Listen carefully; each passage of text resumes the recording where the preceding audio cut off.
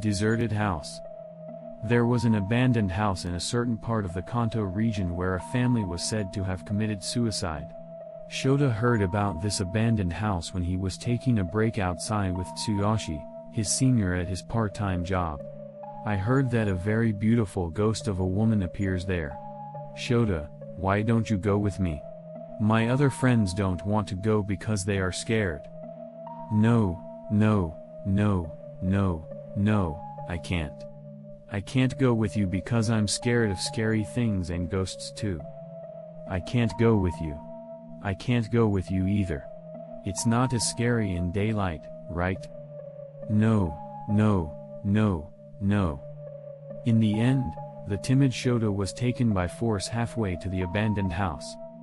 It was midday in the summer, when the cicadas were singing, and the two of them were drenched in sweat when they came to the abandoned house in question. Among the sparse number of residences in the surrounding area, this abandoned house stood out. The pure white walls reflecting the summer sun, broken window panes and torn curtains that had probably been vandalized after the house was abandoned. The large gate, which was probably magnificent when it was inhabited, is now completely dilapidated and battered. I wonder if it will open. The gate opened with a creaking sound when Tsuyoshi pushed lightly on it. It seemed to be rusty, but it didn't open all the way. Okay, I'm going in. Yeah, are we really going to go in? The first thing you need to do is to make sure that you have a good idea of what you are looking for. The front door is open. Shota, come quick. Wait for me. When Shota caught up with him, Tsuyoshi slowly opened the door. Immediately, the sweltering hot air and the smell of dust and mold descended on them. Wow, are we going in here? Before Shota could ask, Tsuyoshi was stepping into the doorway. Let's hurry up and go in. It would be bad if someone saw me trying to get into a place like this, no matter how few people are passing by. It is true that it would be a problem if someone saw you and called the police. Shota fearfully followed Tsuyoshi through the front door. Although the window panes and curtains had been vandalized, the room was cleaner than expected. The table and 4 chairs were still intact in the living room, and the kitchen cupboards were neatly stocked with dishes. There was an old-looking calendar hanging on the wall, but it was burnt out, as if someone had set it on fire as a prank.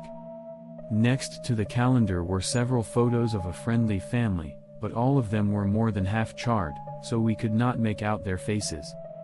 Let's go to the other rooms too. As Tsuyoshi said this, there was a mishap from the ceiling. It was clearly the sound of someone walking through the upstairs rooms. What was that sound? Shota was frightened, but Tsuyoshi ran out of the room with a gleam in his eye. I'm on the 2nd floor. There's something upstairs. I don't want to go upstairs. I don't want to go upstairs. Then you wait downstairs.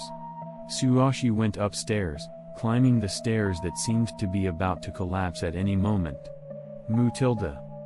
Shota, who had become bored, glanced at the Japanese-style room on the left side of the room from the entrance. It was a small, simple Japanese-style room, but the tatami mats were not that damaged and looked clean enough to still be used as they were. Somewhat intrigued, I entered the room and found a long hand-laid wall at the back of the room with a number of old-looking portraits of deceased family members. But in each case, for some reason, the face was painted over with some kind of black spray. It was sickening. Shota felt a strange chill and went straight out from the edge of the Japanese-style room. Tsuyoshi had not yet returned from upstairs. If I call out loud here, the neighbors will notice. While I was thinking about that, I heard a voice from upstairs saying, "Hey." I looked up and saw Tsuyoshi standing on the balcony. "What are you doing up there, Tsuyoshi?" "Shota, come upstairs for a minute. There's something amazing up there." He said nothing more and withdrew his face. I told you I didn't want to go upstairs, at that moment. A shrill cry rang out.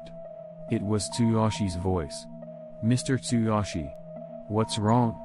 I rushed inside the house and headed upstairs. Tsuyoshi was standing in the middle of what appeared to be a bedroom, just up the stairs, with his head turned up. His feet were wet, as if he had become incontinent. "What's wrong, Mr. Tsuyoshi?" I asked him, but he did not respond. When I looked at his face, I saw that his eyes were white and drool was dripping from his mouth. He seemed to have fainted while standing up. "Let's go home anyway." Shota pulled Tsuyoshi's hand and rushed out of the house. While Shota was pulling him away, Tsuyoshi was mumbling something with a vacant expression on his face. Ha, ha. Out of breath, I finally exit the gate. I looked back and saw someone standing on the balcony where Tsuyoshi had just been. A woman with an unusually long neck, wearing a light purple one-piece dress and hiding her face with her long black hair. The woman is waving her hand slowly toward us. Her hair swung and gradually part of her face became visible. Isn't this bad? Shota carried Tsuyoshi on his back and hurriedly left the place. He realized by instinct that it would be bad if he saw that woman's face. In the end, Tsuyoshi remained unconscious until they reached Shota's house. "Sorry, I don't remember." He gulped down the barley tea Shota handed him and muttered quietly. He seems to have come to his senses, but he is still in a cold sweat. "From where do you have no memory?" "I don't know where I got it from. I vaguely remember entering that house, but after that I only have vague memories anyway, like when I'm trying to remember a dream I can't recall." Tsuyoshi became quiet as if he were a different person, and after thanking Shota, he left with a wobbly gait. If he asked him what he had seen, he might find out, but Shota didn't have the courage to do so. Somehow, he thought it was better not to remind him. A few days later, I went to the izakaya where I worked part-time and found that Tsuyoshi's name on the shift list had been crossed out with double lines. "Hey, what's going on, Tsuyoshi?" Shota asked, and the manager replied with a cluck of his tongue. "He called me yesterday and said he was quitting his part-time job suddenly. It's a busy time of the year, you know. I'm sure you were good friends with him, right? Didn't you hear anything about it?" I hadn't heard from him since we went to that abandoned house. "No, I haven't heard anything." Yes, I really hadn't heard anything. Somewhere in the back of his mind, however, Shota wondered if the incident at the abandoned house had anything to do with it. For a while after that, he tried to call Tsuyoshi and even sent him an email, but received no response. I thought that I should just let it go, but I began to blame myself for my weakness, thinking that if I had forcibly stopped Tsuyoshi that day, none of this would have happened. There was nothing he could do if he kept running away. Shota made up his mind and went to Tsuyoshi's house. Tsuyoshi lives alone in an old wooden apartment not far from his part-time job. I climbed the rusty stairs and pressed the chime of Tsuyoshi's room, and the door opened with a squeak. It was Tsuyoshi, though he was skinny and pale. "It's been a long time, Mr. Tsuyoshi. You don't look well." Shota held out a bag of goodies, and Tsuyoshi took it with a trembling hand. He said in a gravelly voice, "Well, come on in." When I visited the house before, things were scattered around as if it were a trash house, but the room I entered after a long time was clean and tidy. On the contrary, even the appliances necessary for daily life, such as a TV and a microwave oven, were gone. And all the window panes were covered with black cloth. It was as if they were hiding something. "I was worried because you suddenly quit your part-time job. What happened? The first thing to do is to take a look at the following information. I'm going to go back to my parents' house in the near future. I'm not sure if they'll chase me anymore if I go home." "What do you mean, they won't come after you?" "You saw, woman. I'm going back to my parents' house close to mine. The most important thing to remember is that the best way to get the most out of your money is to use it. Tsuyoshi, you've got your memory back."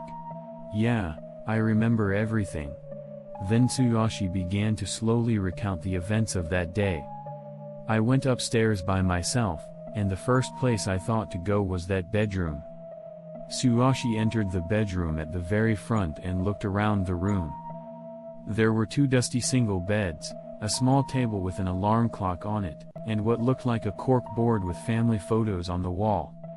The family photo was strange, he said. The faces are all painted black.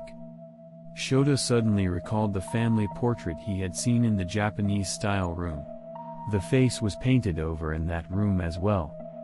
I noticed one woman whose face was not painted in any of the pictures. In all the pictures, she was distant from the family, not really a part of the family. The woman's face was hidden by her long hair, and she was wearing the same light purple dress in all the photos. Then I thought, this is a bad picture, isn't it? I heard Shota go outside. So I went out on the balcony and called out to him. After calling out to Shota, Tsuyoshi returned to his room and found an unnatural reddish-black stain in the middle of the room. It was a new stain, as if he had just overflowed something, rather than having been there for a long time. What is this? I don't remember seeing anything like this before. At that moment, something fell down with a thud and touched Tsuyoshi's face. Looking up, he saw a woman with long hair hanging down, sticking to the ceiling like a spider. I couldn't see the woman's face clearly, but I could see reddish-black liquid dripping from her bright red mouth. Tsuyoshi screamed there and passed out. Such a thing. Shota was speechless. The first thing to do is to make sure that you have a good idea of what you're looking for. The most important thing to remember is that the always strong Tsuyoshi was frightened of something, which told us that it was real. I think it started that day. I felt like someone was watching me in my room. Whenever I passed by the window pane or the mirror of the wash basin, I would always see something behind me. At first it was vague, but day by day it became clearer and clearer. It was a woman with long hair, wearing a light purple dress, the one I saw in that abandoned house. The woman's face was hidden by her hair, but only her red mouth was clearly visible. The woman's face was hidden by her hair, but only her red mouth was clearly visible. Tsuyoshi got rid of all the mirrors in the house. Those that could not be removed were covered with cloth. He disposed of not only mirrors but also TVs, microwave ovens, and other home appliances as much as possible, since their reflections would be reflected in the house at any moment. The cloth on the window panes was also to prevent their reflections from being reflected. He said that he put the cloth over the curtains to prevent them from being rolled up by the wind. I was afraid to look at the screen of my phone, he said. I couldn't use it for a while. My mom called me and told me to go home, and my dad is coming to pick me up tomorrow, so I'm just trying to be patient until then. As he left, Tsuyoshi bowed to Shota and said, I'm sorry. No, I'm fine, so, you take it easy yourself, Tsuyoshi-san. Yeah. You know what? The family of that house is very close to my heart. The family of the house was not killed in a heart attack. I don't think the family in that house was killed by that woman. So, you, too, stay away from that place. I'm afraid to go back there. No, I'm too scared to go back there. Shota said with a troubled look on his face, and Tsuyoshi finally smiled. I'm not sure how much I'm going to be able to do with it, sorry about that, take care. I go down the stairs and leave the apartment. Suddenly, he stopped and almost turned around, but he held on and started walking again. That night, a fire broke out in Tsuyoshi's apartment. Tsuyoshi, who failed to escape, was found dead the next day. I heard that even though it was an old wooden apartment, only one room was burned. But that's how he died, right? He was still young. Onlookers gathered around the apartment were talking about this and that as if it was someone else's problem. Shota came to check on the situation and noticed a woman with unusually long hair among the onlookers. Oh, that woman is, she was wearing a light purple one-piece dress. It was definitely that woman. She grinned, whispered something to me, and disappeared. The whispered voice reached Shota's ears even though he was far away. Don't tell anyone. A few years later, Shota, who had left the city after getting a job, heard that the abandoned house had been torn down. He goes for a drive to see it, and sure enough, the place where the abandoned house used to stand has been cleared and a for sale sign has been put up. What happened to that house, who was that woman, and what happened to Tsuyoshi, there is no way to know for sure now. This concludes this story. Thank you for listening to the end.